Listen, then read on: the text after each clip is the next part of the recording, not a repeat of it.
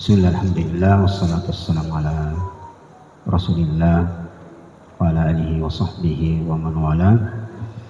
Yaqulu rabbuna tabaraka wa ta'ala fi muhkamit tanzil wa huwa asdaqul qailin. Wa a'udzu billahi minasyaitonir rajim. Ya ayyuhalladzina amanu taqullaha haqqa tuqatih wa la tamutunna illa wa antum muslimun. Allahumma shalli ala Muhammadin wa ala alihi wa sahbihi wa sallam. Allahumma alimna bima yanfa'una wanfa'na bima 'allamtana wa zidna ilman warzuqna fahman. Assalamualaikum warahmatullahi wabarakatuh.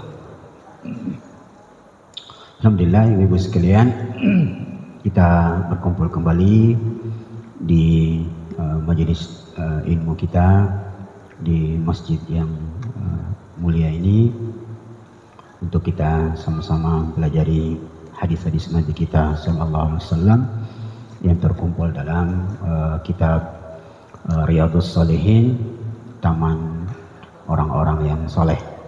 Mudah-mudahan dengannya kita dimasukkan oleh Allah ke dalam golongan orang-orang yang soleh, dan dengannya insya Allah kita mendapatkan syurga Allah Subhanahu wa ta'ala. Tidak lupa kita bersalawat kepada Nabi kita, Nabi besar Muhammad sallallahu alaihi wasallam. Ibu sekalian, sedikit tentang salawat. Ulama mengatakan bahwa salah satu sebab atau kiat mendapatkan keberkahan yaitu memperbanyak salawat. Iya. Jadi salawat menjadi sebab keberkahan hidup kita. Ibu sekalian, kita pekan lalu sudah di hadis kedua, dan pekan ini di hadis ketiga. Namun ada baiknya kita mengulang kembali sedikit di hadis pertama. Ada tambahan satu faedah. Yang lalu ada 5. Ada satu tambahan. Alhamdulillah, setelah kami cek-cek kembali, baca-baca kitab, ternyata ada satu hal yang penting dari faedah hadis tentang innamal a'malu binniyat. Yang keenam itu, ini berkaitan dengan poin keempat, bahwa niat tempatnya di hati. Nah, yang keenam, faedah hadis pertama, innamal a'malu binniyat, bahwa ibadah wajib itu tidak membutuhkan pengulangan dan penegasan niat. Iya. Dibandingkan ibadah sunnah itu membutuhkan penegasan niat. Nah, contohnya begini, Bu.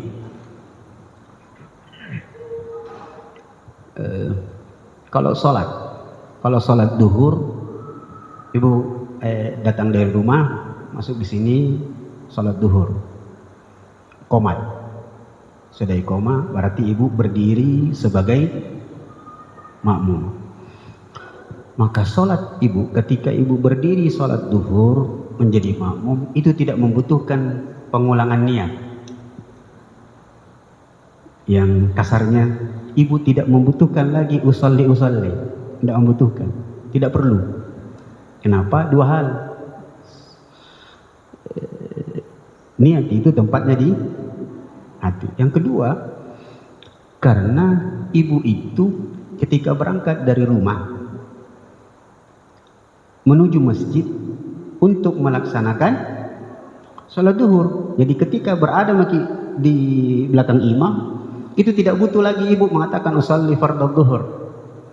Bagaimana niatnya, Bu? Usalli tak? Kalau ibu bisa usalli kalau salat, kita bayangkan ada di antara ibu yang usalli kalau salat, usalli fardhu duhur. Itu bisa kita bikinkan dialog. Saya misalnya pakai usalli fardhu duhur. Saya berniat untuk salat duhur. Ngapain Anda berniat salat duhur lagi? Nah, jelas-jelas Anda sedang salat duhur. Apa sambungannya? 4 rakaat. Ya memang 4 rakaat. Ngapain lagi bilang 4 rakaat? Paham maksud saya, Bu? Ya. Jadi dia tidak butuh penegasan. Makmuman, yang memang ada makmum, gitu. Mustaqbilal kiblah, yang memang mustaqbilal kiblah. Ada lillahi ta'ala, ikhlas karena Allah. Itu ibadah wajib, tidak membutuhkan pengulangan itu. Karena sudah jelas-jelas Anda ketika datang ke masjid memang mau salat duhur. Bahasa sederhananya, ibadah wajib niatnya sudah jadi. Niatnya sudah jadi. Beda dengan salat sunnah. Ibu datang dari rumah mau salat duhur, tapi masih ada waktu sekitar 10 menit. Ibu mau salat sunnah, ya tak? Nah sekarang 10 menit itu bisa 2 salat, bahkan bisa 3 salat. Sunnah wudu kalau ibu terbiasa, sunnah tahiyatul masjid, dan sunnah qabliyah, ya Bu ya. Nah, sekarang ketika ibu berdiri mengisi antara azan dengan iqamat, ketika ibu mau berdiri sholat sunnah, disitulah pentingnya untuk niat, karena dia membutuhkan penegasan untuk membedakan antara ibu ini berdiri sholat sunnah apa. Bisa dipahami? Karena 3 mau yang kita mau sholat laksanakan. Sekarang berurut sunnah katakanlah wudu, sunnah wudu, baru di atasnya tahiyatul masjid, di atasnya qabliyah. Maka 3 ini harus menegaskan niat. Anda ini berdiri untuk apa? Salat sunnah, Ustaz. Kan sudah ada niatnya. Tidak, karena sebentar Anda masih akan melaksanakan satu lagi. Jadi inilah maksudnya ibadah wajib itu tidak membutuhkan pengulangan dan penegasan niat. Beda dengan ibadah sunnah, dia membutuhkan pengulangan dan penegasan. Karena jenis salat sunnah yang akan ibu lakukan berbeda-beda. Sunnah wudu dulu, baru tahiyatul masjid, baru qabliyah. Itu maksudnya. Mirip dengan, saya kasih contoh, puasa. Puasa wajib, puasa Ramadan itu tidak membutuhkan penegasan niat. Ibu tidak perlu sebenarnya mengucapkan saya berniat berpuasa. Tidak perlu, karena semalam sudah berniat. Ketika pergi makan sahur itu sudah niat. Ya, dan tidak perlu lagi nawaitu sauma gadin, ya. Tidak perlu lagi, karena tadi sudah niat tadi malam, maka tidak perlu diulangi lagi, tidak perlu ditegaskan.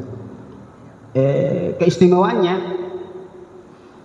bahwa kalau ibadah wajib, misalnya puasa tadi, ibu lupa berdoa tadi malam, berdoa untuk berpuasa besok. Tahu-tahu ibu terlambat bangun, tinggal 3 menit sudah azan, maka tidak cukup waktunya untuk makan, cukup hanya untuk minum. Maka ibu tidak perlu berniat lagi, langsung minum selesai, karena makan sahurnya itu sudah niat puasa. Itu kalau ibadah wajib. Beda dengan ibadah sunnah. Kalau ibadah sunnah, bangun cari sarapan, tidak ada, dan itu pernah dilakukan Nabi. Maka dia harus menegaskan, kalau begitu puasa madeh, itu dia baru berniat, menegaskan bahwa dia harus mau berpuasa hari ini. Itu bedanya ibadah wajib dengan ibadah sunnah. Jadi ibu sekalian, ini tambahannya, dan hasilnya seperti yang pernah kita sebutkan, bahwa sebaiknya setiap perbuatan yang kita lakukan itu diiringi dengan niat.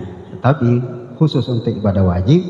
Jika memang kita sudah berniat, maka tidak perlu atau tidak membutuhkan pengulangan lagi. Itu ibu sekalian, hadis pertama sebagai tambahannya. Kita pindah ke, ada pertanyaan? Ibu, silakan.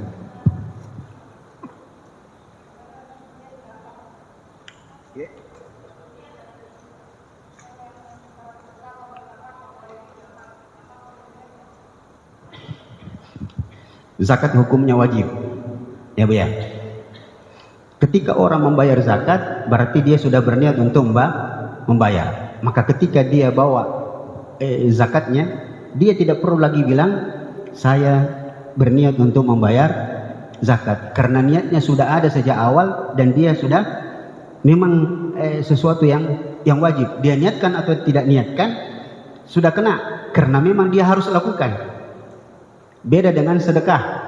Sedekah itu sebaiknya dia niatkan. Sedekah atas namanya atau sedekah atas untuk orang lain. Ini sedekah untuk anak yatim atau ini sedekah untuk yang lain. Jadi zakat itu tetap membutuhkan niat, tapi yang dimaksud adalah untuk mengulanginya lagi. Jadi ketika berhadapan dengan orang yang kita mau kasih zakat, tidak perlu dikasih tahu saya berniat untuk ini bayar zakat ke Anda. Tidak perlu, karena memang sesuatu yang wajib dan itu sudah ada niatnya sejak awal. Bisa dipahami? Jelas Ibu? Ya, kalau zakat orang memang langsung bayar zakat. Ya, dan dia sesuatu yang wajib. Ada yang lain? Ya Bu.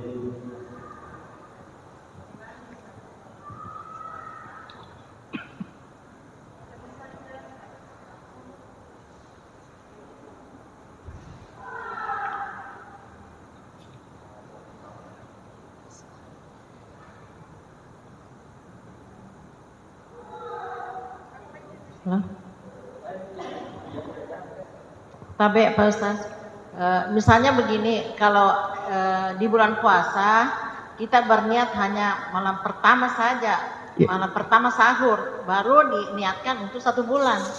Apa diterima seperti itu? Iya, itu sah. Ulama menjelaskannya bahwa bolehkah niat itu, karena dia berhubungan dengan sesuatu yang wajib yaitu puasa Ramadan, dia berniat untuk 1 bulan penuh. Boleh. Tetapi kalau dia sempat untuk meniatkannya di malam hari, karena dia disuruh oleh Rasulullah, kita itu disuruh. Rasulullah mengatakan, malam yubayyitin niyah, barang siapa yang tidak membermalamkan niatnya, maka tidak afdal puasanya. Artinya bobot pahalanya menjadi kurang. Maka boleh orang berniat, malam ini saya berniat untuk berpuasa 1 bulan penuh. Dan itu keuntungannya, kalau nanti besok dilupa untuk berniat di malam, dia sudah cukup. Imam Malik mengatakan yakfi, cukup dia berniat di 1 malam ya untuk 1 bulan penuh. Nah, sekarang jadi masalah, jelasin Ibu, diterima. Yang jadi masalah misalnya dia berniat, misalnya besok puasa 1 Ramadan. Ya Allah, saya berniat untuk berpuasa 1 bulan penuh di bulan Ramadan. Nah, 10 puasa berlalu, ternyata di hari ke-11 sakit 2-3 hari. Apakah ketika hari ke-14 dia sudah sanggup untuk berpuasa, dia mengulangi niatnya? Maka kata Imam Malik, dia sebaiknya mengulanginya. Dia memulai lagi dari awal, karena dia terputus. Itu, Ibu. Iya, Allah. Sudah Ibu? Kita lanjut. Nah, sekarang kita ke hadis yang ketiga sekarang Bu ya. Ibu lihat di halaman 37. Halaman 37. Rasulullah sallallahu alaihi wasallam bersabda dari Aisyah radhiyallahu anha, la hijrata ba'dal fathi walakin jihadun wa niyatun wa idza ustunfirtum fanfiru. Tidak ada lagi hijrah setelah Fathu Makkah. Akan tetapi yang ada adalah jihad dan niat.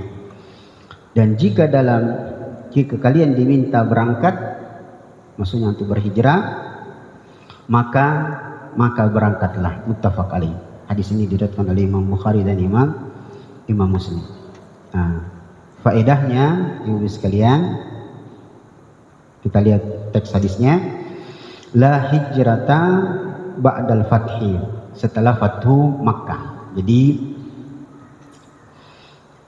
maksudnya karena Makkah sudah menjadi negeri Islam dan Madinah juga menjadi negeri Islam, maka tidak ada lagi istilah hijrah dari Makkah ke Madinah untuk menghindari kekufuran. Itu yang dimaksud. Saya bisa.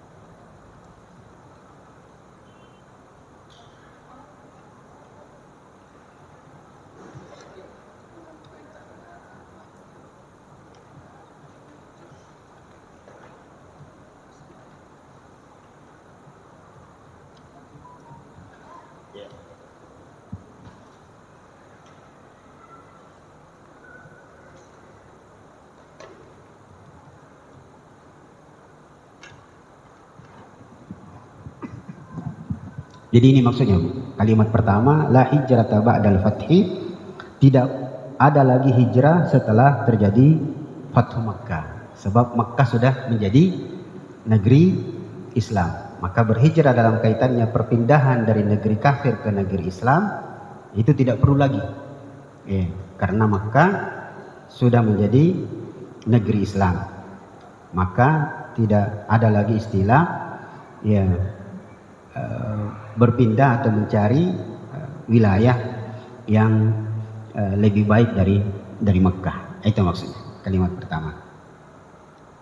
Kan dulu Nabi berhijrah dari Mekah ke Madinah untuk menghindari tekanan dari orang-orang kafir. Nah, setelah Mekah dikuasai kaum muslimin, maka tidak perlu lagi ada istilah berhijrah. Bahkan kita yang diharapkan itu pindah ke Mekah atau ke Madinah. Bahkan ada hadis ibu sekalian, man istata'a an yamuta fil Madinah falyaf'al. Barang siapa yang bisa mengusahakan dimatikan di kota Madinah, maka itu sesuatu yang baik. Usahakan. Jadi itu memberikan petunjuk bahwa meninggal di Madinah itu jaminan surganya besar. Iya. Makanya dulu ibu sekalian, tahun 2002 ada teman kami orang Pinrang itu meninggal di Madinah karena sakit mah. Ternyata penyakit mah itu cukup mematikan juga. Keluarganya di Pinrang minta jenazahnya dikembalikan. Tapi Syekh bilang, kasih tahu keluarganya bahwa meninggal di Madinah sebuah keutamaan. Dikuburkan di Madinah utamaannya besar. Apalagi dikuburkan di Baqi. Sebentar jenazahnya disolatkan di Masjid Nabawi. Yang mensolatkannya ribuan orang. Ini sesuatu yang indah. Dan izinkan saya untuk sedikit panjang. Itulah sebabnya ibu-ibu sekalian,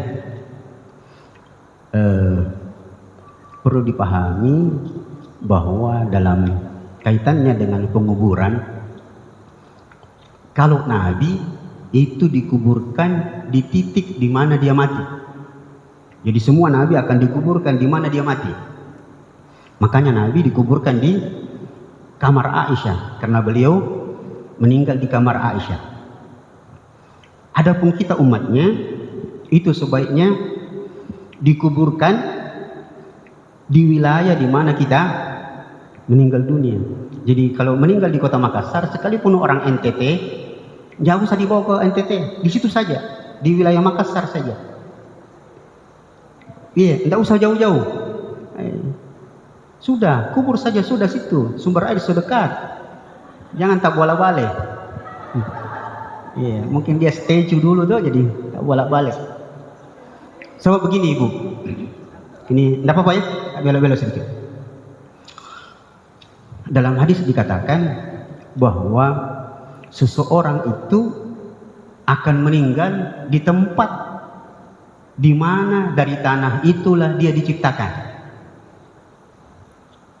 Nanti insya Allah saya sebut ke hadisnya secara lengkap.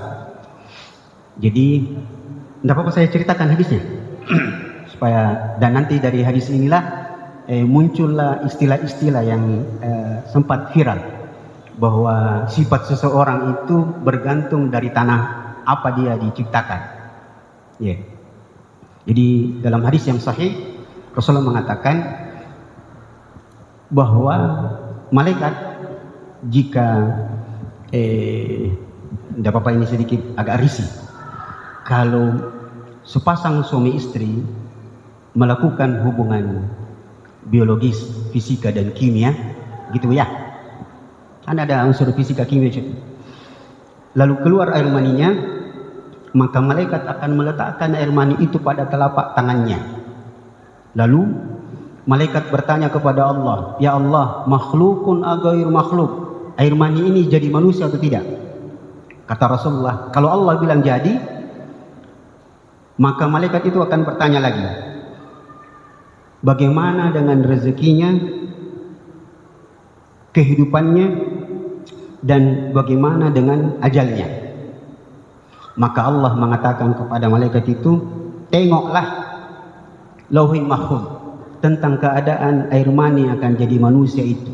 Maka ditengoklah, didapatilah kehidupannya bahagia atau sengsara, ajalnya sebegini, maksudnya batas akhir kehidupannya umurnya cuma sekian, dan rezekinya begini dan begitu. Setelah itu Allah bilang, campurkanlah air mani itu dengan tanah yang dimana dia di situ akan mati. Di situ dia akan mati.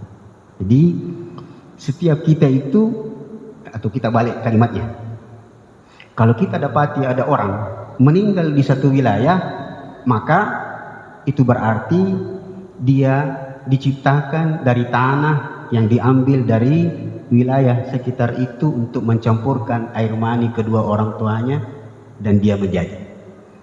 Jadi begitu sebenarnya. Kalau ada orang mati, dia orang Ambon, matinya di Makassar, berarti dia itu diciptakan dari tanah Makassar, sekalipun dia nanti lahiran besar di Ambon.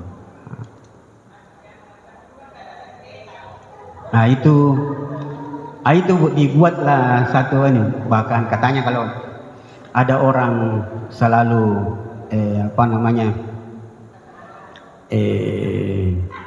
SMP-nya gagal. Tahu SMP Bu? Iya Bu. Kalau ada orang SMP-nya gagal, itu ketahuan sifatnya. SMP itu salah menempatkan perasaan. Iya. Maka biasanya dia rapuh. Orangnya gampang rapuh. Maka kemungkinan besar dia tercipta dari tanah longsor. Iya. Kalau ada orang suka bertengkar sedikit-sedikit, tidak ada api, tiba-tiba ada asap, itu tadi dari tanah sengketa. Kalau dia orangnya baik, ya, maka kemungkinan dia tercipta dari tanah suci. Ya. Tapi kalau ada orang sedikit-sedikit belanja, mungkin dari tanah. Ya, begitu. Jadi begitu sebenarnya menghadapi mayat. Kalau ada mayat, tidak usah dikasih pulang di kampungnya, Bu. Ya, cuma karena kita orang Sulawesi, Ustaz, ada yang kuburnya di sana dibelikan. Nah, itu yang padahal sebaiknya dia di situ saja, di wilayah di mana dia dikubur meninggal. Nah, yang perlu dijaga tentang menguburkan mayat adalah cari kuburan yang kemungkinan besar orang-orang yang dikubur di pekuburan itu adalah orang-orang soleh. Nah, jadi bagus memang kalau ibu-ibu atau di Baruga ini dimotori oleh pengurus masjid untuk beli tanah untuk jadi tanah pekuburan untuk pengurus masjid. Iya. Ya. Mudah-mudahan. Iya. Iya. Ya Pak, bagaimana kalau misalnya sang mayit meninggalkan pesan, misalnya waktu sebelum meninggal dia bilang kalau saya meninggal tolong saya dikubur di kampung dekat mama saya atau dekat gitu. Gimana itu Pak Ustadz? Kita harus laksanakan amanahnya atau tidak apa-apa dikubur di Makassar saja atau gimana? Dalam agama kita diajari bahwa semua wasiat, selama wasiat itu tidak melanggar syariat dan memungkinkan untuk dilaksanakan, maka wajib dilaksanakan. Tapi kalau dia tidak melanggar syariat tapi tidak memungkinkan, maka tidak apa-apa dilanggar. Misalnya begini, kalau tadi pesannya kuburkan saya bersama orang tua saya, itu tidak melanggar syariat, dan kalau memungkinkan dilaksanakan silahkan, tidak mengapa. Yang saya maksud dia tidak melanggar syariat tapi tidak memungkinkan, itu yang terjadi ada keluarga teman di Panciro, di Goa sana. Bapak ini suka sekali, istilahnya cinta dengan masjid. Suatu saat dia sakit di rumah sakit Thalia di Goa itu, dia sempat bilang kasih pulang saya ke rumah, pulangkan saya ke rumah, saya tidak mau mati di sini, saya mau mati di rumah.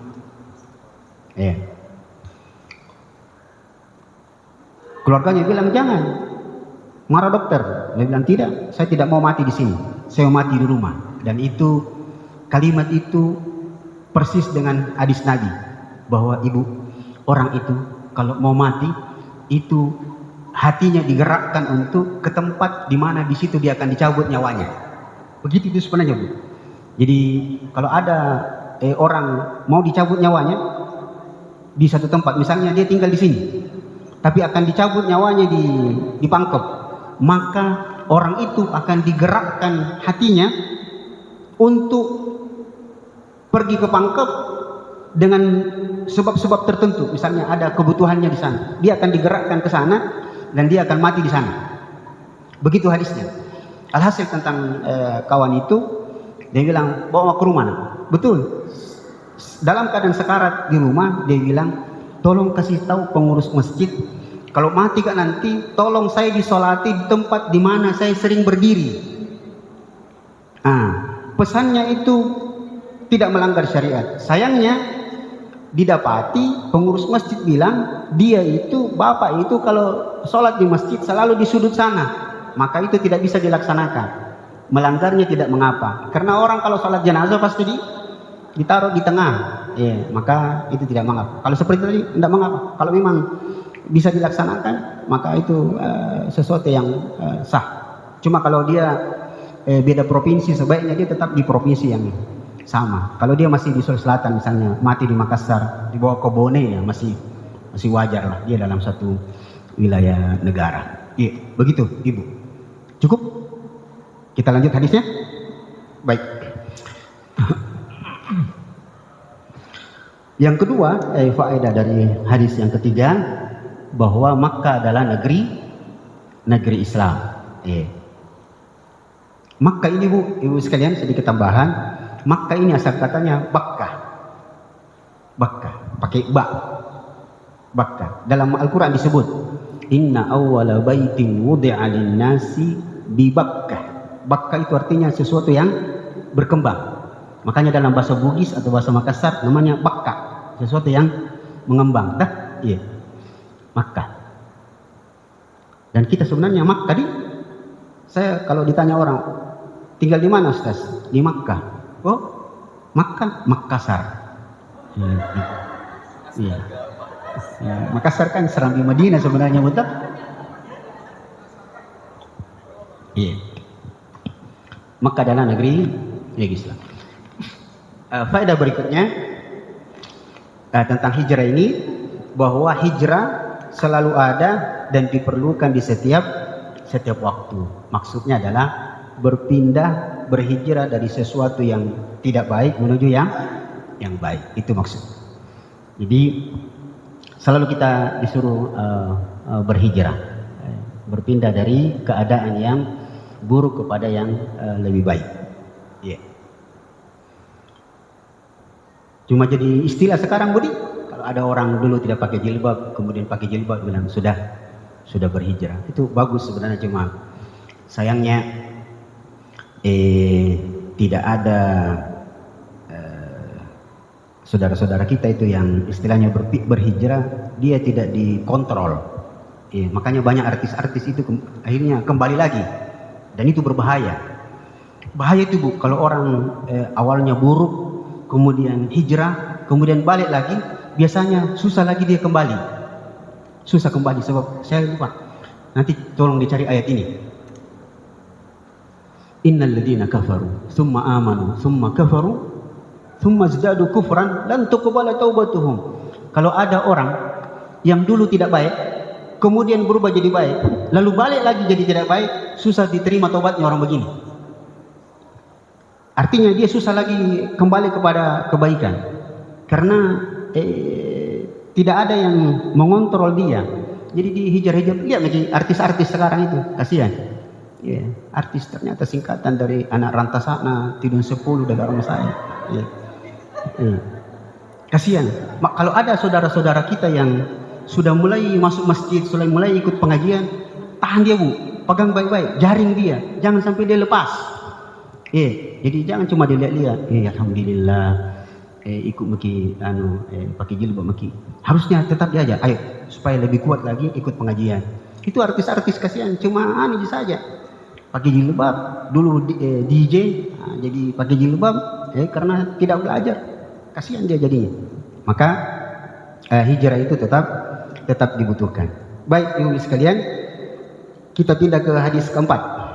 Hadis keempat, insyaallah.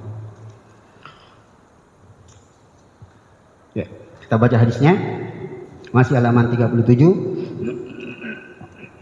Inna bil madinati larijalan masirtum masiran wala qata'tum wadiyan illa kanu ma'akum habasahumul marad. Sesungguhnya di Madinah terdapat sekelompok orang atau orang-orang yang mana kalian tidaklah menempuh sebuah jalan dan tidak melintasi sebuah lembah, melainkan mereka bersama-sama kalian, mereka dihalangi oleh sakit. Maksudnya ibu sekalian, mereka bersama-sama kalian, maksudnya mereka bersama-sama kalian dalam mendapatkan pahala. Jadi kita lihat faedahnya, ibu bisa lihat di ini. Yang pertama, jika niat seseorang benar, maka dia mendapatkan pahala mujahidin. Jadi makanya selalu kita diajari untuk selalu meniatkan yang baik. Seperti yang pernah kita sebutkan perkataan ulama, kadang-kadang niat itu lebih penting daripada perbuatan. Ada pernah kita sebut ya? Ada pernah saya imlakan. Terkadang niat seseorang itu jauh lebih baik daripada perbuatannya itu sendiri. Kenapa bisa begitu? Karena niat dikerjakan atau tidak dikerjakan, dia dapat pahala. Sedangkan perbuatan kadang-kadang dilakukan, dia diganggu oleh ria dan segala macam. Jadi niat itu penting. Maka selalulah berniat baik. Orang yang jika niat seseorang benar, maka dia mendapatkan pahala mujahidin. Apa pahalanya mujahidin? Syahid. Iya, pahala syahid. Iya.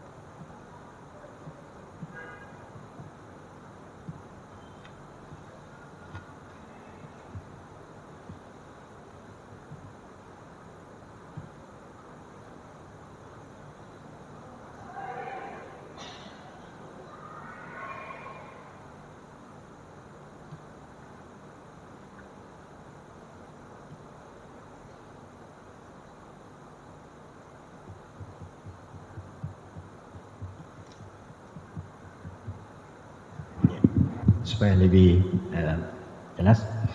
Jadi jika niat seseorang benar, jadi selalu kita berniat yang baik dalam setiap perbuatan, maka dia akan mendapatkan pahala mujahidin, yaitu pahala syahid. Dan kita tahu syahid pasti masuk surga. Nah, syahid itu terbagi dua, ibu-ibu sekalian. Ada syahid perang dan syahid umumnya kaum muslimin. Bagaimana maksudnya ibu sekalian? Kalau syahidnya syahid perang, maka dia tidak perlu dimandikan. Dia tidak dimandikan.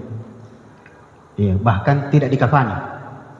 Dia dikuburkan dengan keadaannya, sama dengan syahidnya orang yang memakai pakaian ihram, berhaji atau berumrah. Kalau dia mati dalam keadaan berihram, maka dia dikuburkan dengan pakaian ihram.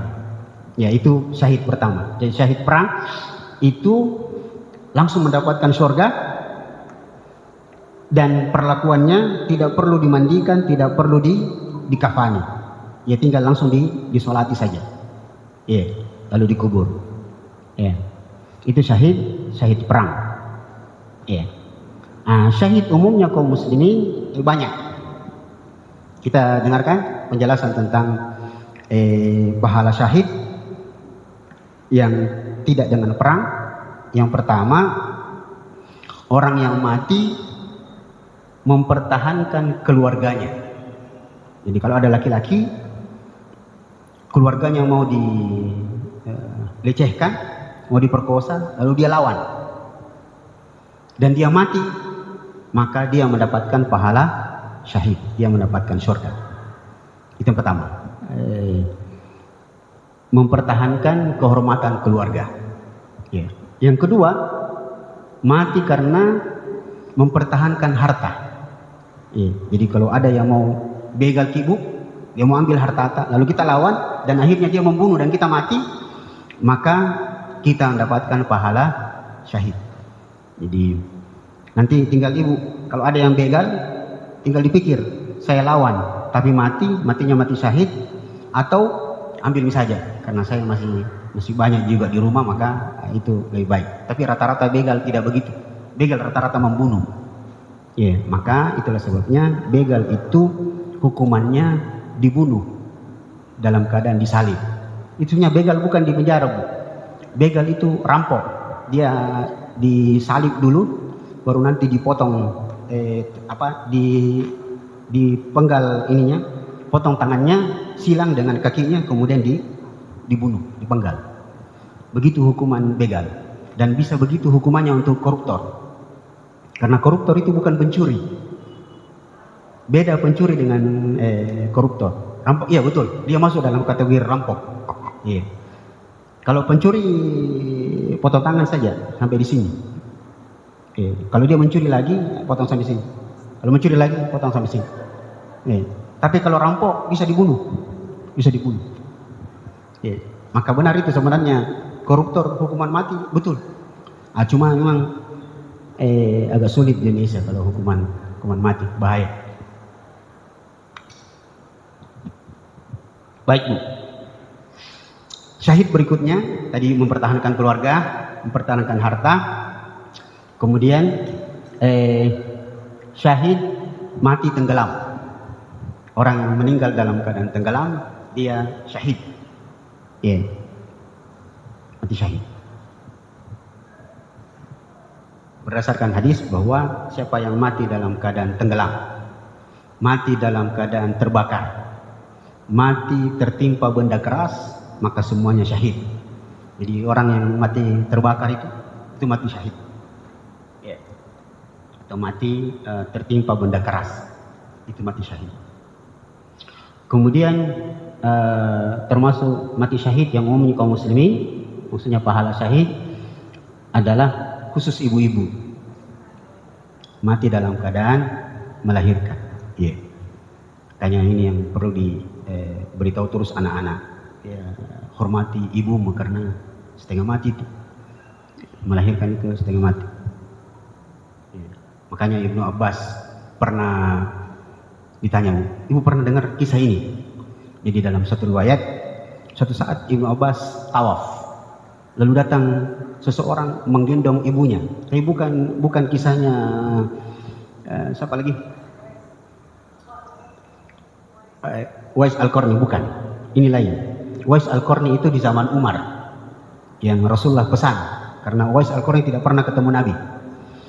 Suatu saat ada seseorang menggendong ibunya sambil tawaf, ketemu dengan Ibnu Abbas.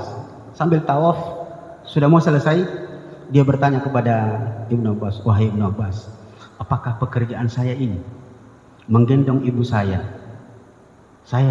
wahai paman, wahai sepupu Nabi, itu berjalan dari Yaman, jalan kaki menuju Mekah ini, itu ribuan kilometer.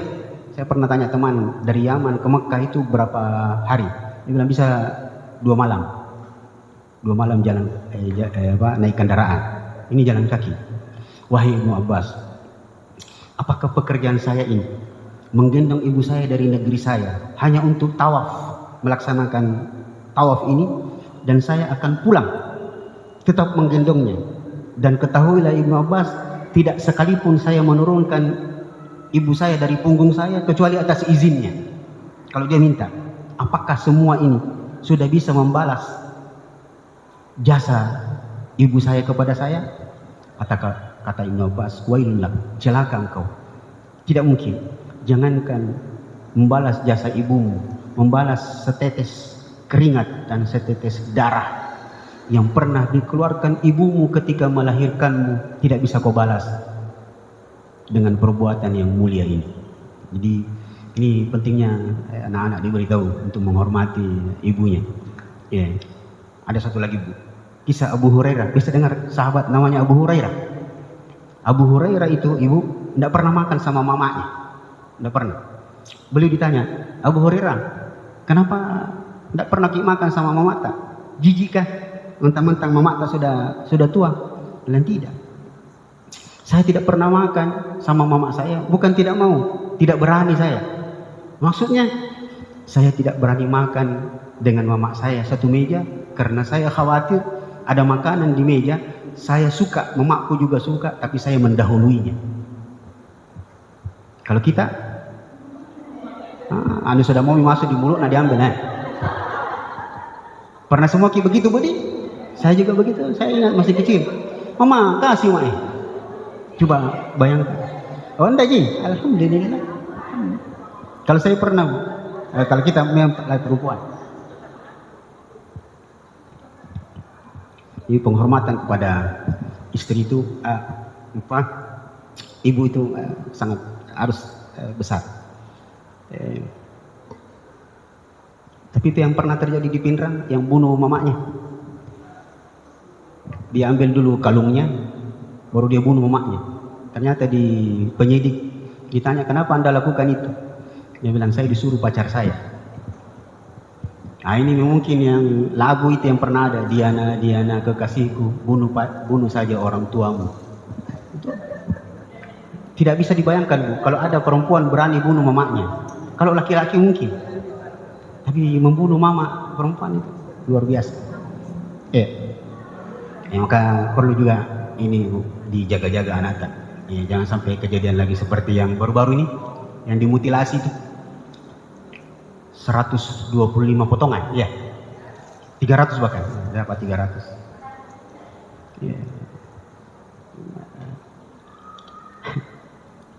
Kumpul kebong 5 tahun. Makanya orang bilang masih lebih terhormat pelacur daripada begitu. Kalau pelacur terhormat karena dia cuma melayani sebentar dapat uang. Kalau kumpul kebong begitu, dia yang justru biayai laki-laki. Itu gimana otaknya orang ini? Baik, syahid yang lain, gue bisa catat-catat. Syahid yang lain adalah orang yang mati karena sakit perut. Jadi utamanya dalam hadis disebut maknanya menceret. Menceret itu kan, kalau orang menceret kan dehidrasi dia, itu gampang mati orang. Maka disebutkan dalam hadis, siapa yang meninggal dunia karena sakit perut, maka dia syahid, mendapatkan surga Allah Subhanahu wa ta'ala.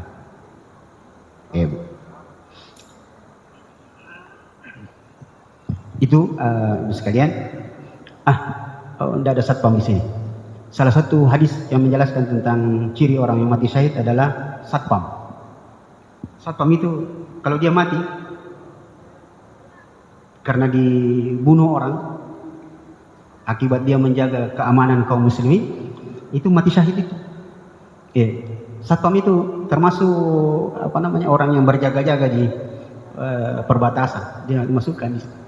Nah, cuma sekarang banyak satpam yang kalau istilah orang Makassar, ya jaga ya janggo. Disuruh jaga, justru dia yang habisi orang. 2 tahun lalu, Bu, kejadian di dekat rumah saya. Saya kan tinggal di masuk Kabupaten Goa, di daerah Manggarupi. Waktu itu menjelang Lebaran, hampir dia perkosa itu anak, sudah hampir sarjana mahasiswa kedokteran. Karena mengamuk itu anak, akhirnya dia bunuh. Nanti besoknya baru ketahuan, gara-gara ada pintu rumah anak itu terbuka, ada anak-anak main-main. Kenapa terbuka rumahnya kakak? Gelap lagi, sudah ternyata meninggal itu anak gadis. Itu satpam. Jadi satpam sebenarnya harusnya bersyukur diberikan pekerjaan sebagai satpam, karena itu sesuatu yang baik dalam agama kita. Faedah berikutnya, ibu sekalian, dari hadis keempat ini adalah orang yang terbiasa dengan kebaikan, pahalanya akan terus mengalir sekalipun dia tidak mengerjakannya karena udzur. Nah, catatannya adalah, ibu sekalian, maksud ini orang yang terbiasa dengan kebaikan. Jadi bukan yang penting kita tidak melakukan, kita dapat pahalanya kalau tidak dilakukan. Bukan, terbiasa dengan perbuatan itu. Misalnya terbiasa sholat sunnah, maka suatu saat karena sakit atau bepergian, maka pahalanya tetap jalan. Nah, itu maksudnya. Jadi terbiasa. Jadi bukan karena beruzur atau sakit kemudian didapati pahalanya, tidak. Yang penting harus terbiasa dulu dengan kegiatan itu. Itu dan sakit merupakan bagian dari uzur yang mendapatkan ganjaran pahala jika kita terbiasa dengan suatu perbuatan baik. Itu hadis keempat. Kita pindah ke hadis. Ada pertanyaan, Ibu? Berjalan. Baik.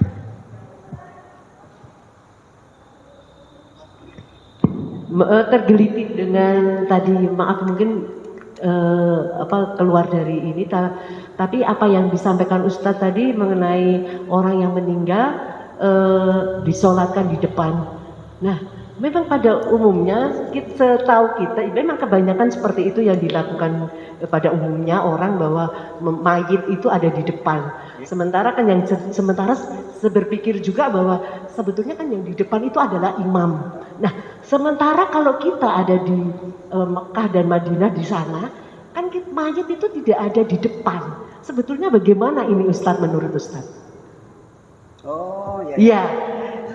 Sholat jenazah tadi dikatakan mayat itu di depan. Nah, sementara pada umumnya di kita itu seperti itu. Sementara yang kita tahu juga, saya berpikir bahwa yang di depan sebetulnya adalah kan imam. Tetapi karena sholat mayit, akhirnya mayitnya di depan imam. Di depan imam. Nah, sementara kalau kita di Mekah dan Madinah atau di sana, kan kita nggak mayit itu ada malah di belakang.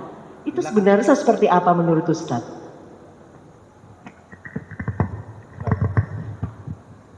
Ibu di Mekah, ya. Memang biasa orang nanya-nanya. Pertama sebelum jenazah. Bu, pernah dengar pertanyaan ini? Atau ibu mungkin bertanya, kalau orang sholat di Masjidil Haram, di mana berdiri imamnya? Ya, imamnya itu berdiri dalam keadaan normal, terutama sholat subuh, itu berdiri di sini, Bu. Ini Hajar Aswad. Ini Hajar Aswad. Tidak kelihatan ke Bu ya. Ini Hajar Aswad. Ini sudut ini. Sudut ini, Bu. Sudut. Ini kan multazam. Ini pintu Ka'bah, di sini multazam. Ya Bu ya. Imam itu kalau memimpin sholat itu berada di sini. Berada di depan Hajar Aswad. Cuma ya Bu.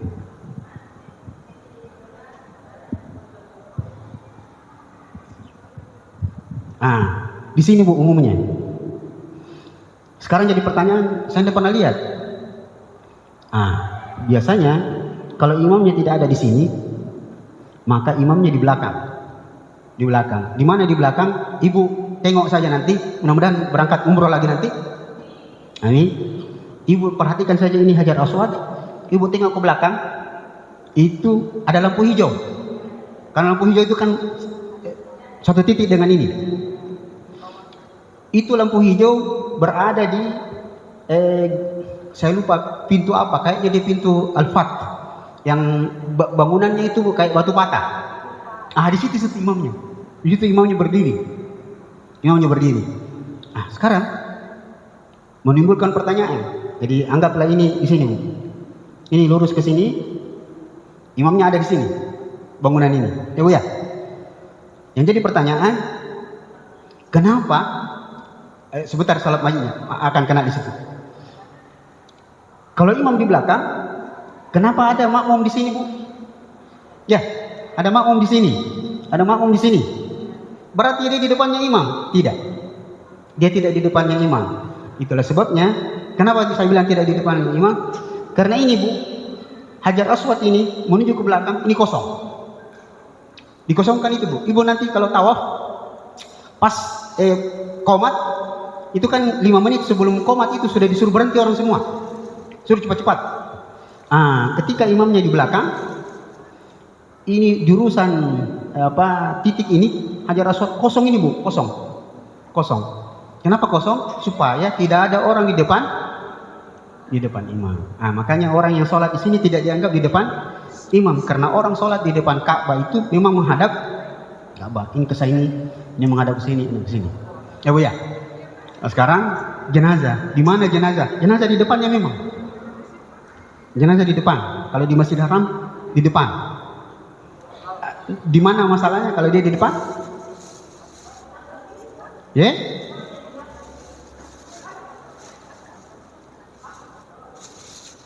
Ya Bu, karena ini katakanlah sekarang imamnya tidak berdiri di situ. Kayak dia berdiri di sini. Saya ini kosong ke depan. Jenazah pasti di depannya, karena begitu syariat. Nabi yang ajarkan bahwa sholat jenazah itu jenazahnya di depan memang disolati. Kalau jenazahnya laki-laki, maka imam berdiri di kepalanya, di depan kepalanya. Kalau jenazahnya perempuan, maka berdirinya imam itu pada bagian dadanya. Di depan dadanya. Kalau dia banyak, maka dia seperti biasa, maka dia berdiri di depan kepalanya. Kalau di ya,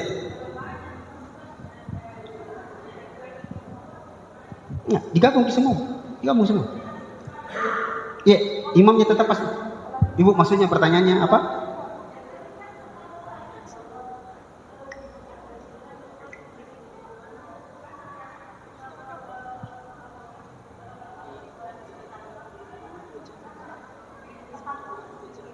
Tempat khusus Bu, iya. Sebelum disolati. Iya. Sebelum disolati dia ada di tempat khusus. Nanti selesai sholat, maka jenazahnya dibawa masuk. Mirip-mirip di sini. Kalau ada jenazah, itu jenazahnya di belakang sana. Nanti setelah sholat, imam bilang bawa maju ke depan. Begitu Bu maksudnya.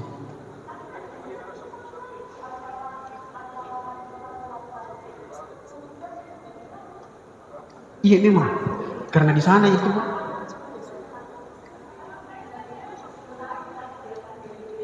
ya.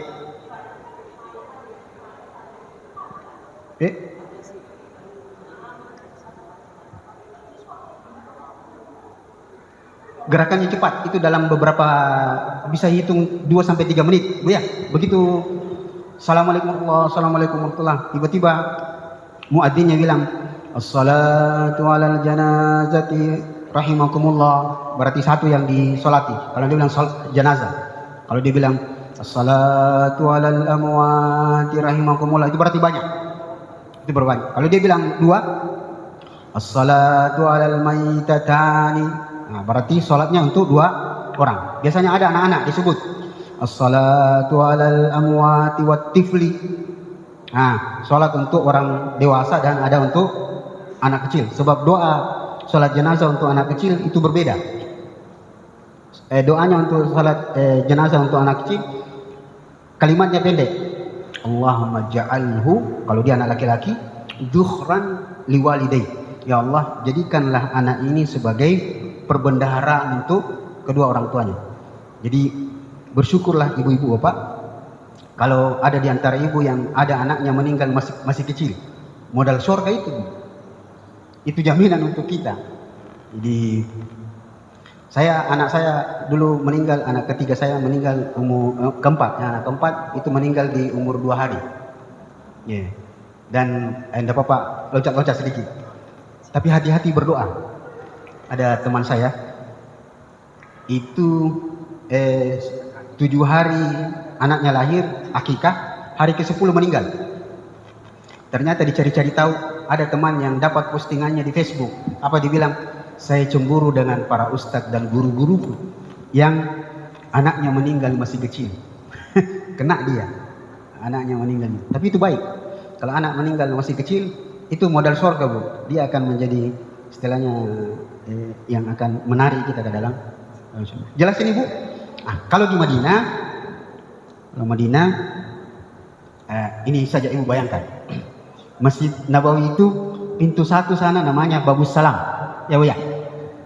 Ini mirip ini, bisa ini. Babus Salam, nanti masuk ke sana terus, nanti di ujung sana, sebelum ujung kan kuburnya Nabi.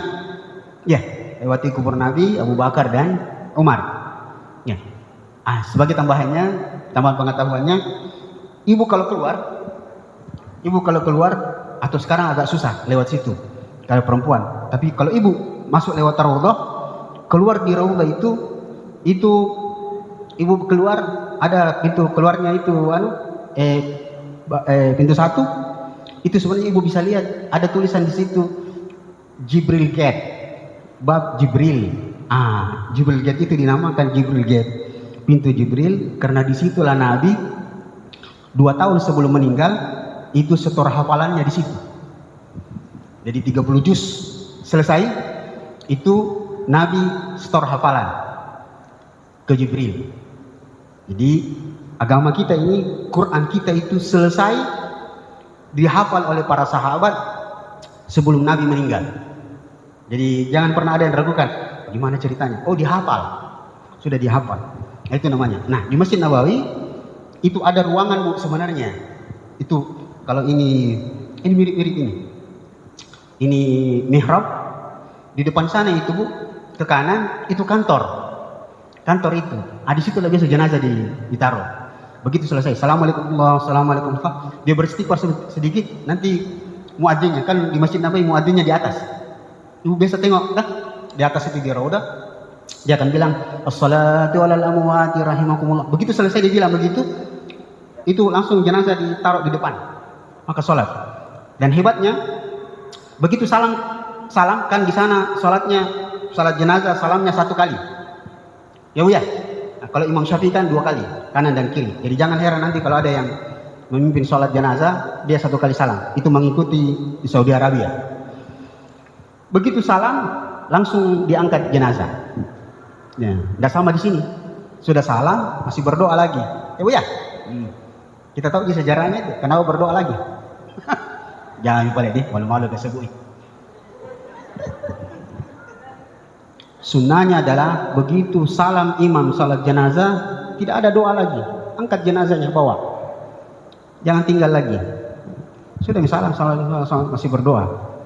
Kita tahu jalan ceritanya itu sejarahnya. Itu menunggu keluarga jenazah, keluarga mayat kasih amplop di. Itu sejarahnya dulu sekali.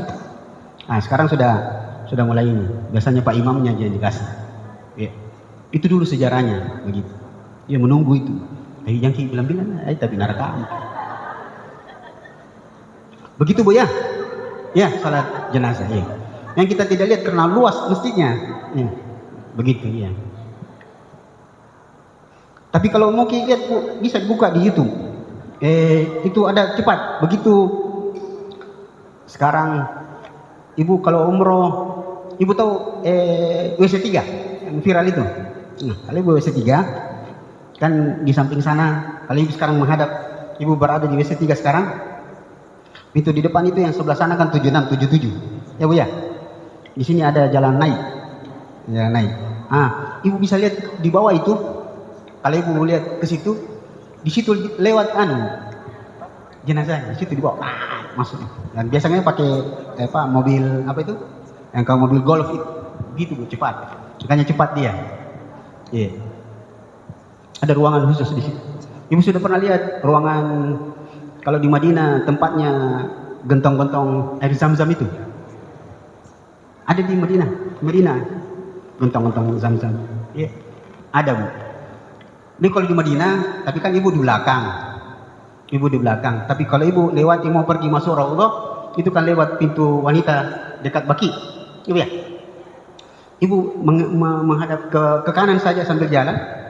Ketika mau antrian masuk ke Raudhah, Ibu di situ sebenarnya tempatnya gentong-gentong air zam-zam.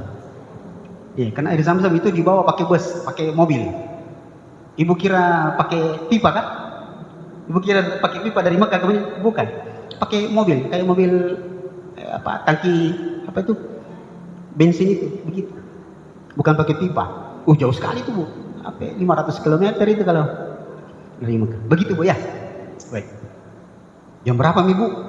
Belum pegang? Bisa lama kan? Bagus. Baiklah. Baik, kita ke hadis ke-4. Ini penting Bu. Hadisnya banyak sekali pelajaran di dalamnya. Hadis ke-4.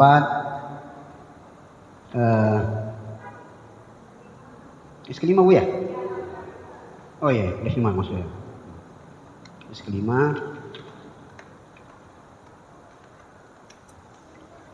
Mana nih?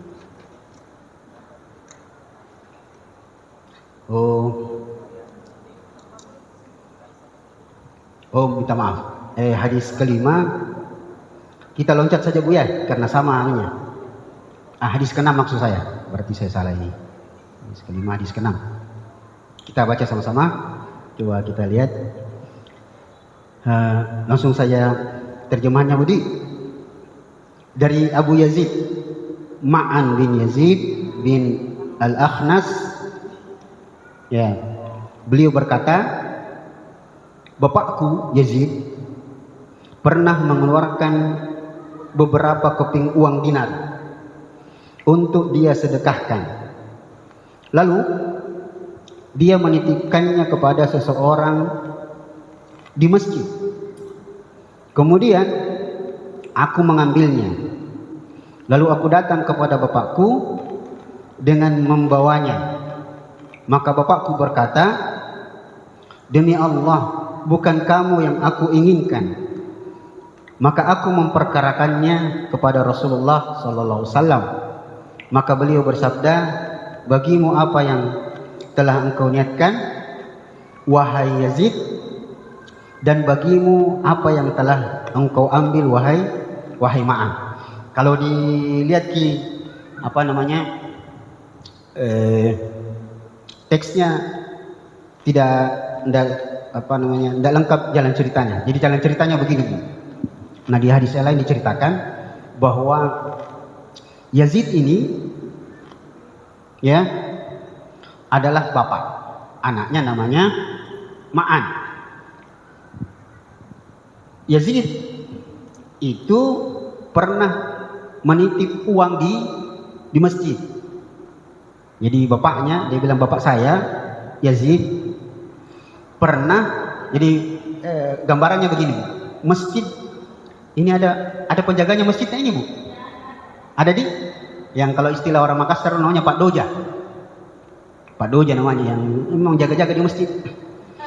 Nah, Yazid ini nitip uang ke penjaga masjid.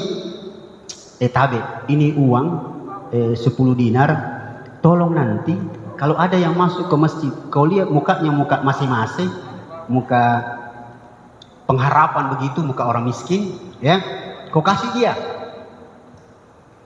Kata yang dititip ini, siap. Ternyata kata Ma'an, ya, Abu Yazid mengatakan, ketika itu saya yang pertama kali masuk masjid, dan wajahnya memang wajah masing-masing, wajah pengharapan. Ya, penjaga masjid ini dilihat saya, dilihat ini Yazid Ma'an, dia kasihlah itu uang. Saking gembiranya dia dapat uang di masjid, dia bawa ke rumahnya, dan bapak dapat ke uang, dikasih ke sama orang di masjid. Ternyata bapaknya bilang, uangku itu saya titip ke masjid untuk orang, bukan kau yang saya maksud. Maka Ma'an ini mengatakan, saya dapat, tidak mau ya. Kata bapaknya, "Sini, pokoknya tidak boleh, kau anakku, jago kau, saya mau kasih orang lain." Kata Ma'an, "Baik, tidak boleh, pokoknya tidak mau." Akhirnya Yazid bilang, "Kurang ajar anak-anak ini." Maka Ma'an mengatakan, "Kalau begitu pokoknya saya tidak mau, begini saja, kita melapor ke Rasulullah." Nah, sampai di Rasulullah tersenyum setelah diceritakan. Apa hasilnya? Rasulullah mengatakan di ujung hadis itu, Ibu bisa lihat ya, "Wahai Yazid, bagimu apa yang engkau niatkan, wahai Yazid." Jadi uang yang kau kasih itu sekalipun salah sasaran sudah sampai pahalanya. Ini kita pernah bahas dulu ke awal-awal kita ketemu, ya, bahwa niat kalau sudah baik, sekalipun salah sasaran, maka pahalanya tetap didapatkan. Jadi lain yang kita mau, tapi yang orang lain dikasih, maka niat kita sudah sampai. Nah, begitu juga kalau misalnya kita datang ke masjid mau pengajian, ternyata ustadznya tidak ada, jangan marah. Ada deh, jauh tahu mau lagi datang, tidak ada di ustadznya. Tidak, pahalanya sudah dapat. Nah, ini juga perlu dikasih tahu khatib, karena sering terjadi khatibnya datang double ki khatibnya. Nah, ada deh, jauh-jauh mungkin datang baru ternyata bukan kita yang punya jadwal. Nah, maka tidak perlu khawatir, pahalanya sudah sampai. Nah, dari sini untuk lebih jelasnya Ibu bisa lihat beberapa faedah dari hadis ini.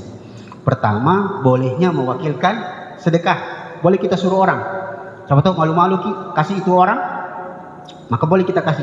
Tolong kau kasih itu sana, boleh. Jadi mewakilkan sedekah boleh, sama dengan mewakilkan zakat. Tolong kau antar ini beras saya untuk zakat ke orang itu, boleh.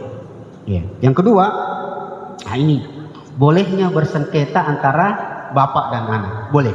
Kalau dibutuhkan boleh. Jadi seperti yang terjadi, dia melapor ke Rasulullah. Hanya saja Imam Syafi'i mengatakan itu kalau hal-hal yang mendesak. Tapi kalau tidak mendesak, kasih selesai saja di rumah. Yo paling nak ambil nih. Maka tidak perlu dibawa ke pengadilan. Oke. Yang ketiga, ini maksudnya pahala bersedekah telah sampai sekalipun salah sasaran. Ya. Nah, yang keempat, ini cukup penting, tidak boleh mengambil kembali sedekah yang telah kita berikan. Tidak boleh. Kalau orang Makassar bilang puru-puru singkulu.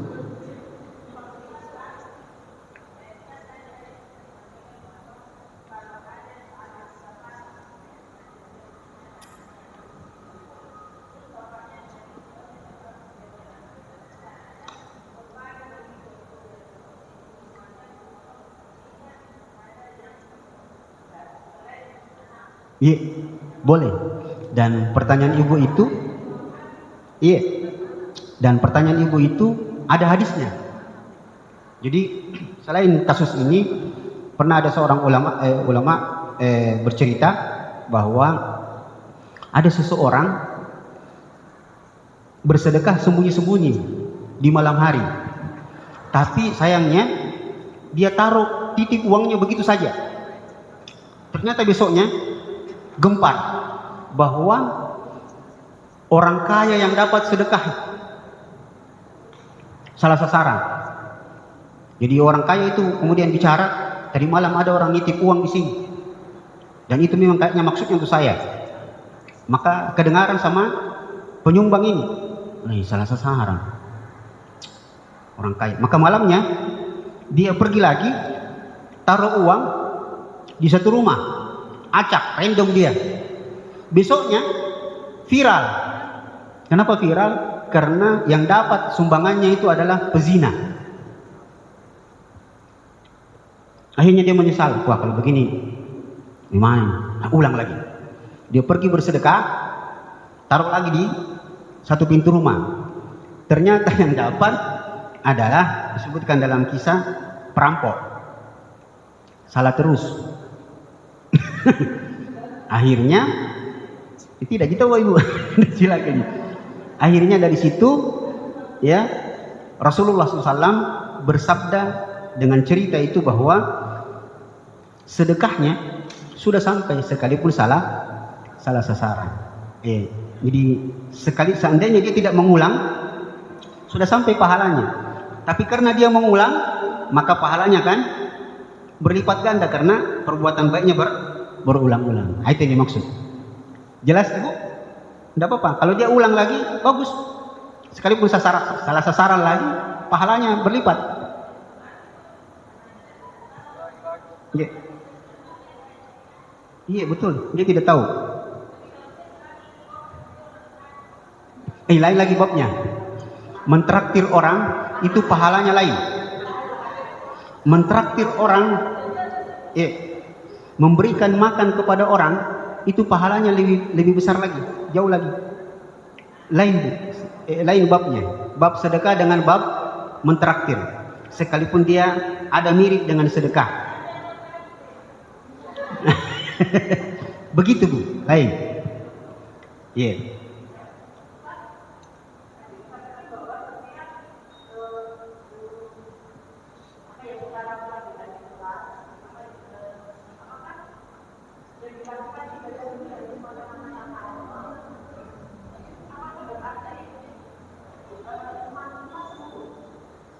Iman kita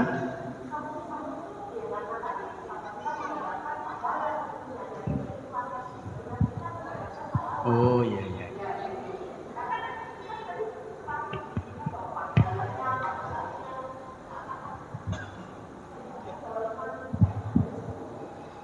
Baik. ada satu kesalahpahaman di tengah masyarakat kita, terutama orang-orang yang istilahnya dia punya kemampuan menganalisa, cuma karena bacaannya tidak lengkap, nah itu bisa sedikit melenceng. Salah satunya tadi, yang namanya ikhlas ya ikhlas saja, tidak boleh mengharap sesuatu. Akhirnya dia bawa bahwa melaksanakan ibadah yang namanya ikhlas itu pokoknya laksanakan saja tanpa mengharap sekalipun pahala. Katanya tidak boleh. Oh boleh, karena yang mengajarkan kita melakukan ibadah untuk berharap pahala memang Allah sendiri dan Rasulullah. Allah sendiri bilang, hal adullukum ala tijaratin tunjikum min adzabin alim, dan seterusnya. Rasulullah sendiri bilang, siapa yang melaksanakan sholat begini dan begitu, Allah berikan dia pahala begini dan begitu. Bahkan disebut hitungannya. Nah, cuma orang yang ya tidak apa-apa Bu, saya sebut saja ceramahnya Pak Kiai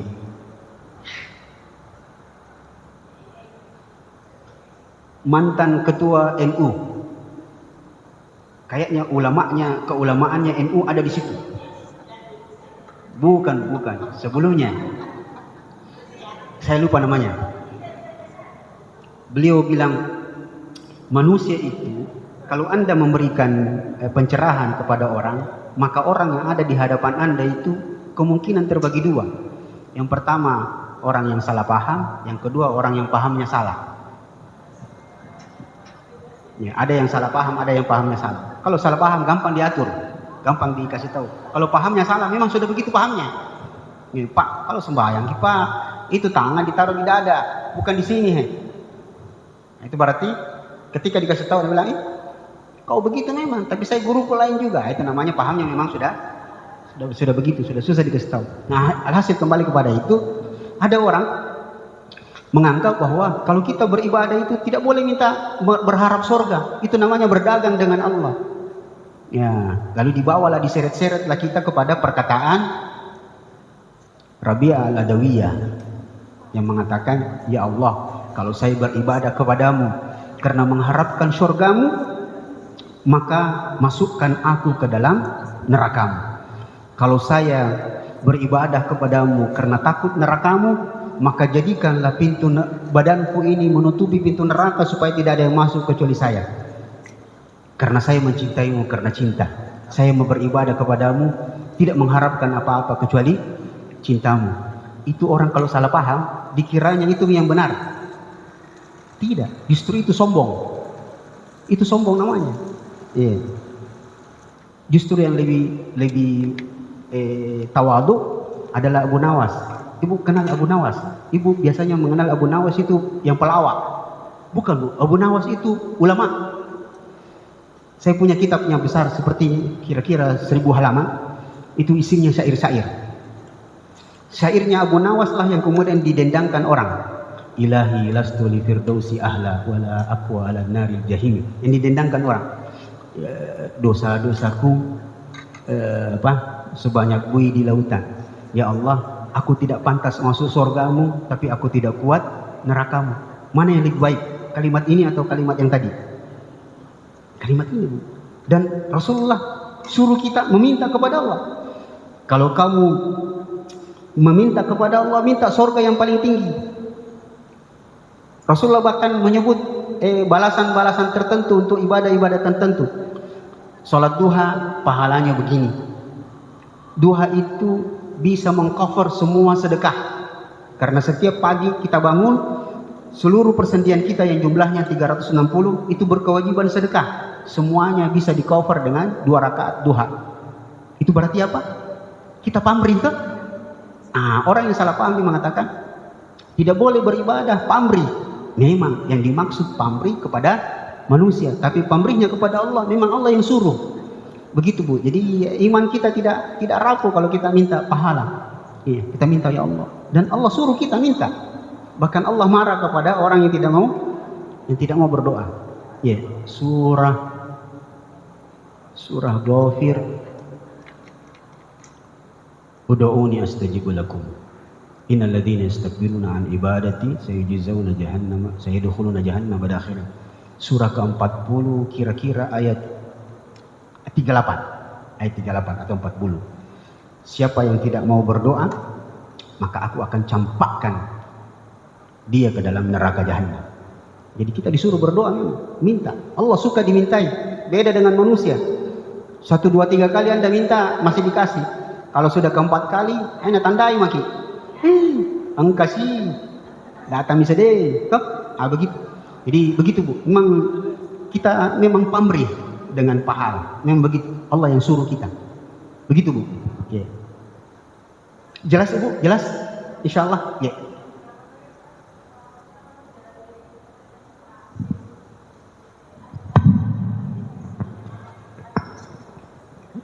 Ada kalanya itu ibadah memang sepertinya diniatkan untuk dunia begitu Ustaz. Misalnya sholat duha untuk kelancaran rezeki katanya ya Ustaz ya. Apakah memang itu ada semacam hadisnya atau bagaimana Ustaz? Terus misalnya kita mengamalkan surah Al-Waqiah untuk membuka rezeki ya dan kekayaan gitu. Apakah boleh Ustaz seperti itu dan apakah ada tuntunannya? Terus yang kedua Ustaz mengenai sahid yang karena sakit apa tadi? Sakit perut terus tertimpa bangunan itu Ustaz ya. Misalnya ini Ustaz. Ini yang tertimpa bangunan ini perampok yang mau maling terus tiba-tiba dia tertimpa bangunan gitu. Apakah dia masih dikatakan sahid? Apa tidak ada hisab atau syarat dan ketentuan berlaku gitu Ustaz? Terima kasih. Perampok yang mati tertimpa benda keras itu namanya mati cilaka. Maka yang dimaksud oleh hadis-hadis tadi yang saya sebutkan adalah orang yang berada dalam keadaan baik. Yeah. Kan pernah kita sebutkan ciri-ciri musibah itu. Kalau dia orang baik, berada dalam keadaan baik, di tempat yang baik, ketika musibah datang itu namanya ujian. Kalau dia orang baik, tapi berada di tempat yang tidak baik, maka itu namanya teguran. Tapi kalau dia tidak baik, orang tidak baik, berada pada tempat yang tidak baik, itu adab memang dipaci daki boinginya. Begitu. Nah, sekarang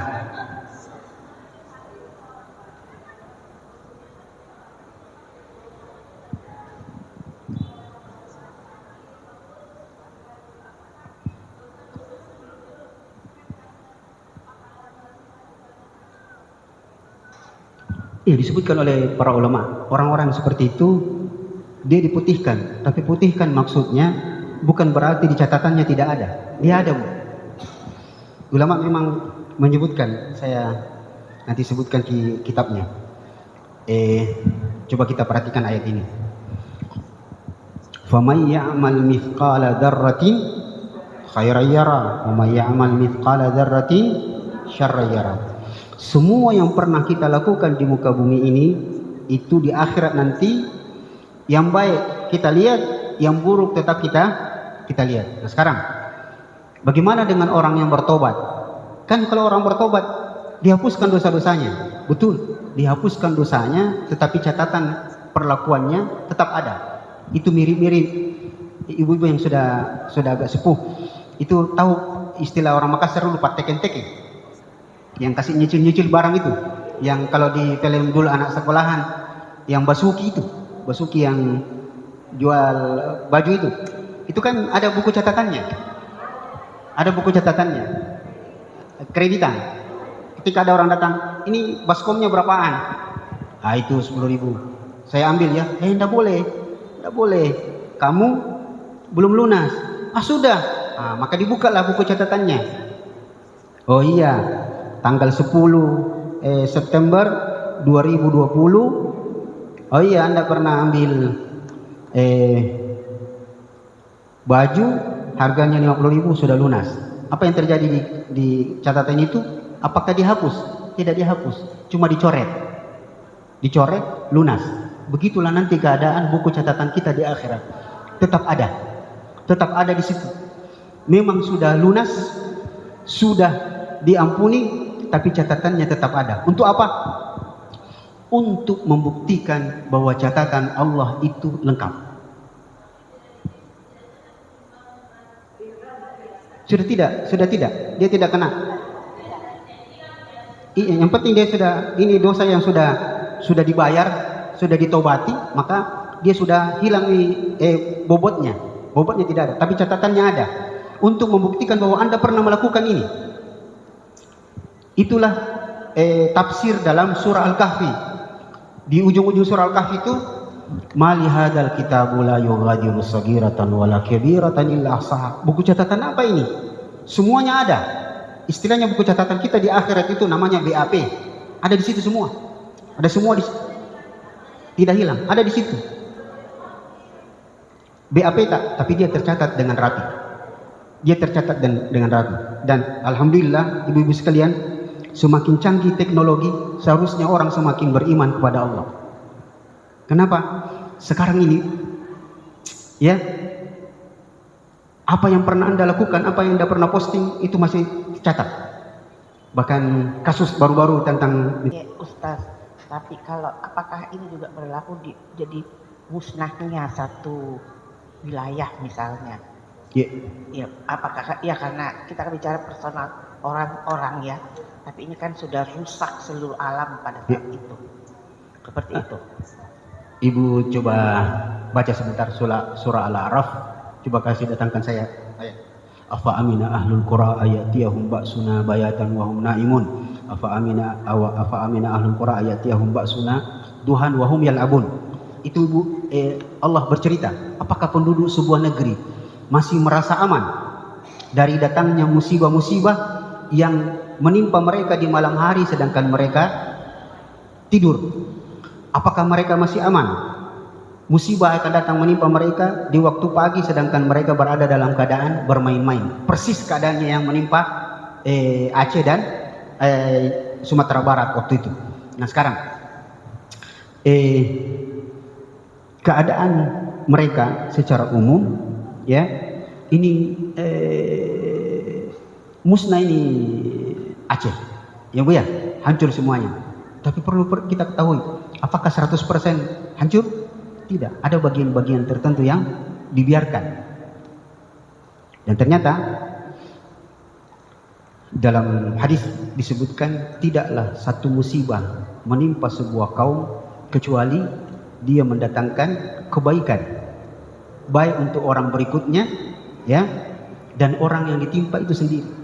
Orang yang ditimpa musibah itu, ya, atau negeri yang ditimpa musibah itu, kebaikannya adalah dia akan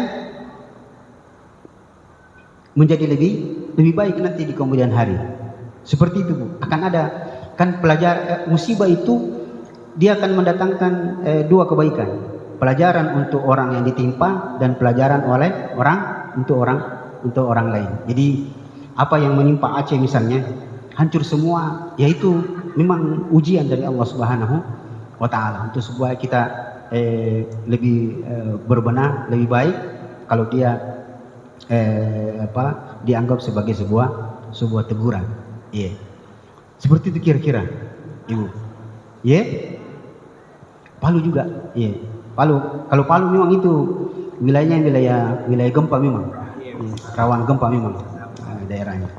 Dan itu juga musibah. Karena ada yang misalnya Palu, ada yang menghubungkan dengan maksiat yang sudah terlalu besar. Misalnya. Betul. Begitu juga dengan Aceh. Aceh itu kelihatannya orang mengatakan Serambi Mekah, tapi pada kenyataan dalamnya tidak seperti itu. Karena, ya, apakah ada hubungannya? Iya, betul. Itu? Iya. Kalau itu yang dimaksud, maka akan lebih jelas bahwa apakah musibah itu banyak berhubungan dengan dosa? Jawabannya betul, terutama gempa. Dan itu pernah terjadi di zaman Rasulullah dan di zaman Umar. Dan di sini buktinya. Jadi suatu saat Rasulullah berada di Bukit Uhud bersama Abu Bakar dan Umar. Tiba-tiba gempa. Lalu Rasulullah SAW bilang kepada Gunung Uhud, uskun ya Uhud, diamlah wahai Uhud, tenanglah, karena yang lagi duduk di atasmu adalah Rasulullah, Abu Bakar dan Umar, dan itu menunjukkan kemuliaan dua orang ini. Setelah itu beliau menghadapkan wajahnya kepada para sahabat mengatakan, wallahi mada ahdatstum, wahai para sahabat, dosa apa yang kalian lakukan?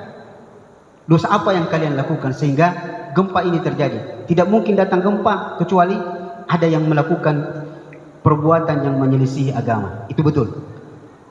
Kedua, terjadi di zaman Umar. Di zaman Umar gempa lagi. Lalu Umar ketika gempa keras meletakkan telapak tangannya di atas tanah. Karena begitu memang sebenarnya sunnahnya, Bu. Kalau gempa itu sebaiknya, cuma kan memang orang panik, harusnya ada satu orang meletakkan tangannya di atas tanah. Lalu Umar mengatakan, wahai bumi, sungguh engkau pernah berguncang di zaman Rasulullah. Lalu kemudian Umar balik kepada para sahabat, lalu beliau mengatakan, wallahi, sungguh tidaklah terjadi gempa ini kecuali ada di antara kalian yang melakukan dosa besar. Maka tolong siapa saja yang merasa telah melakukan dosa keluar dari kampung ini, jangan sampai dia musibah itu datang lagi. Jadi memang betullah kemudian datang orang-orang berikutnya mengatakan jangan sampai ada pelaku dosa hidup di tengah-tengah kita, sebab dia mendatangkan dia mengundang bahaya. Jadi memang gempa itu khususnya itu berhubungan dengan dosa. Jadi memang pelaku dosa banyak di satu tempat, tapi bukan berarti semuanya orang berdosa di situ. Orang yang tidak berdosa di situ ada juga. Cuma sayangnya dia berada di tempat yang salah. Ya, makanya Allah ingatkan di surah Al-Anfal, wattaqu fitnatan la tusibanna alladziina dzalamu minkum khassah. Takutlah kalian kepada musibah yang tidak hanya akan menimpa orang-orang jahat, orang baik juga kena. Orang baik juga kena. Nah, itulah bahayanya. Begitu, Bu, kira-kira. Ya. Sudah hampir jam 11 ini, Bu. Kalau ibu terakhir sekali. Iya, silakan. Iya.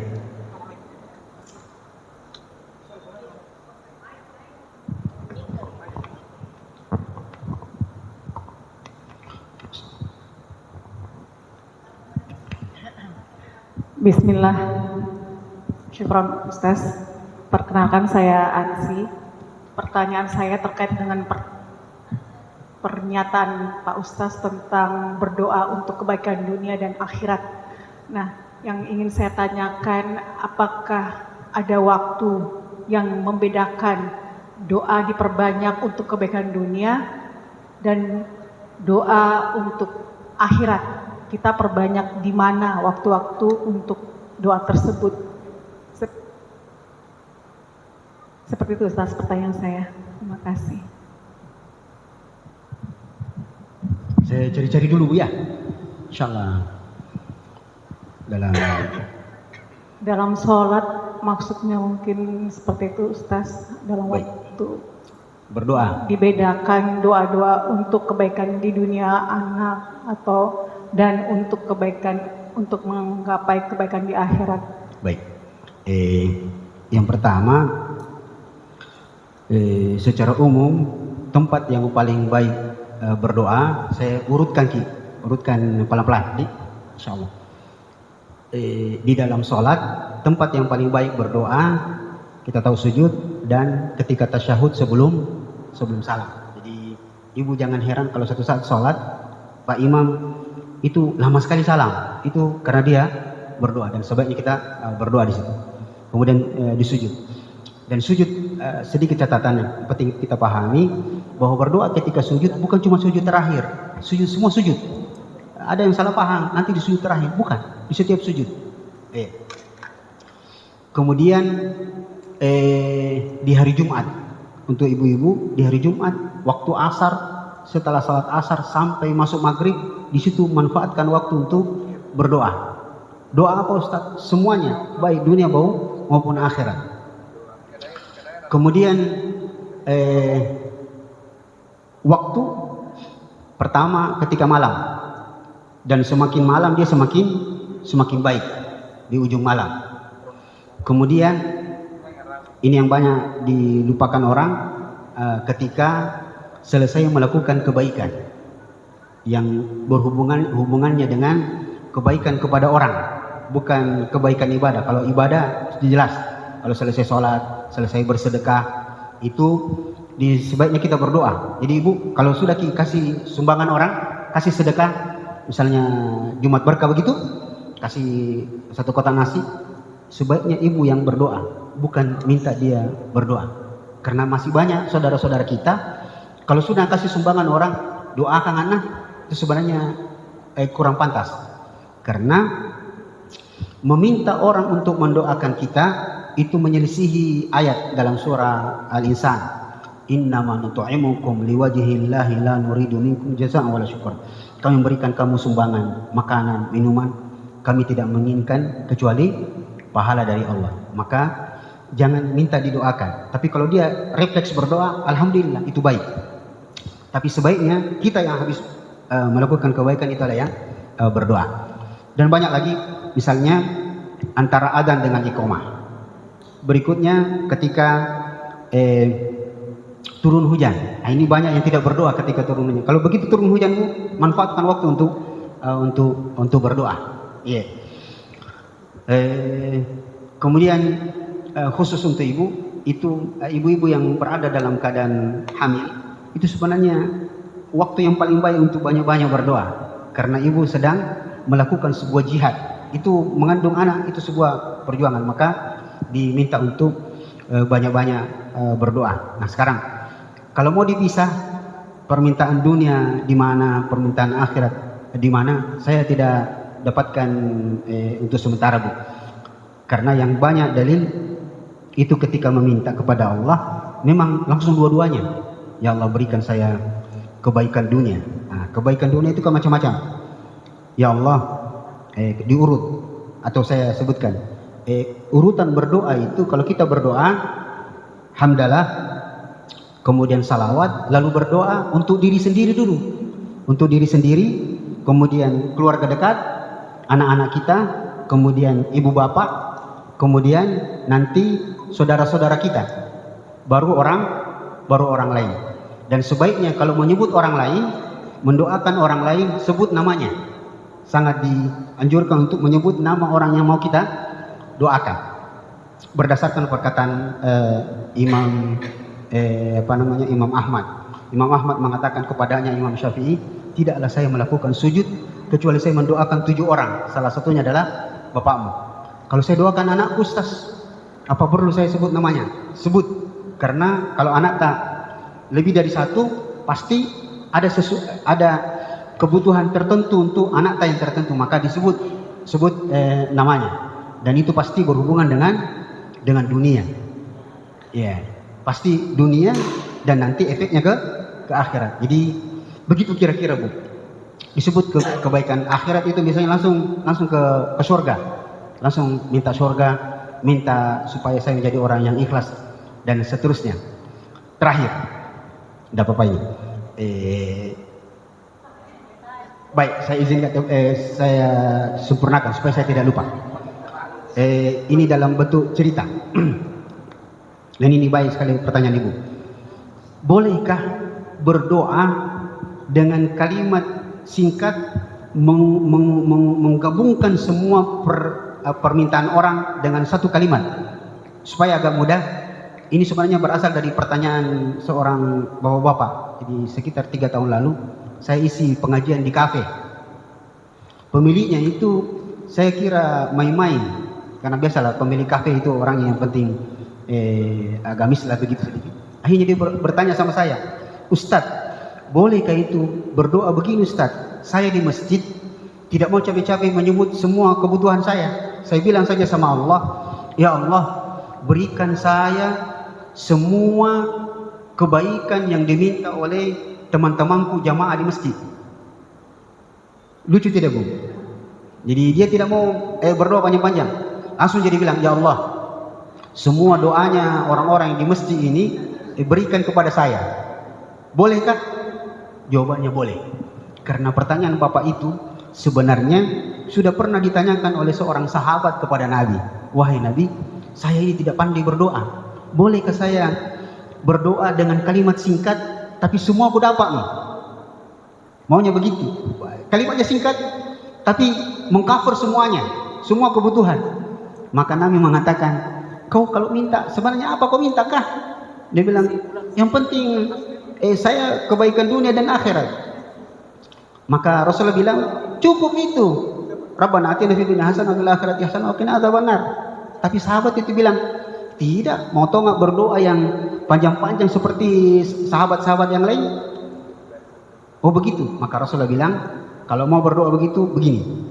Ya Allah, aku meminta kepadamu semua kebaikan yang pernah diminta oleh Nabimu Sallallahu Alaihi Wasallam, dan aku memohon perlindungan dari semua keburukan yang pernah dimintai perlindungan oleh Nabimu. Selesai, semua kita dapat. Nah seperti itu Bu. Jadi kesimpulannya, untuk membedakan, memisahkan minta dunia, minta akhirat di waktu-waktu tertentu, saya nanti cari lagi. Apakah kalau misalnya habis salat duhur, dunia mau semua, ya Allah berikan saya, pokoknya dunia. Nanti kalau malam, kalau salat maghrib, ya Allah surga semua. Wallahu a'lam. Belum dapat saya Bu. Iya. Jelas Bu ya? Ibu silakan. Iya. Paling terakhir sekali yang ini. Iya. Singkat aja Pak Ustaz, berhubungan dengan pertanyaan yang tadi. Waktu yang baik untuk berdoa di akhir sujud terakhir dengan sebelum salam. Tapi pernah saya mendengar di sujud terakhir itu kita tidak boleh berdoa dalam bahasa Indonesia. Jadi kira-kira bagaimana baiknya? Misalnya kayak saya ini, saya tidak tahu doa yang dalam bahasa Arab begitu Pak Ustaz. Makasih. Baik. Pertama, sekali lagi perlu kita ingat bahwa berdoa di dalam sujud bukan cuma sujud terakhir, semua sujud, di semua sujud. Jadi tidak boleh mengkhususkan berdoa itu hanya di sujud terakhir, di semua sujud. Kemudian sekarang jadi masalah, saya tidak tahu bahasa Arab. Bukankah ketika sujud dan ruku tidak boleh menggunakan bahasa lain? Ya, maka jawabannya, adapun berdoa boleh dengan bahasa selain bahasa Arab dengan satu syarat penting, tidak dilafadzkan.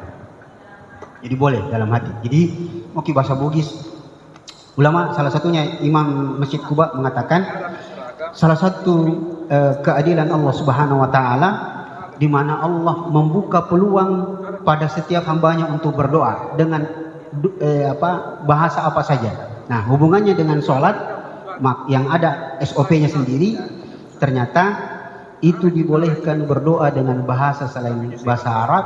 Tapi itu tadi syaratnya harus diingat, dia dalam hati, karena kalau dia keluar maka bisa membatalkan sholat karena bercampur dengan bahasa manusia dengan bahasa sholat.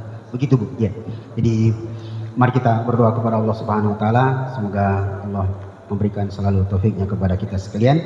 Dan satu doa yang penting, semoga Allah selalu memberikan kita kesabaran untuk mempelajari agama kita ini. Dan semoga dengannya Allah selalu memberkahi kehidupan kita di permukaan bumi ini sampai kita menghadap Allah Subhanahu Wa Taala insyaallah taala. Wassallallahu ala Muhammadin. Assalamualaikum warahmatullahi wabarakatuh.